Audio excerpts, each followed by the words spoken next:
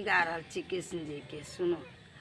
कोयलिया निको न लगे तोहर बोला, कोयलिया निको न लगे तोहर बोला।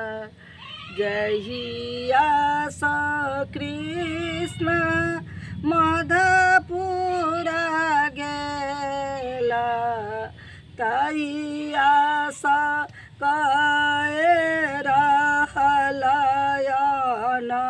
घोला। कोयलिया कोयलिया निको न लगे तोहर बोला। सारी सारी रात रैनी गुजारल,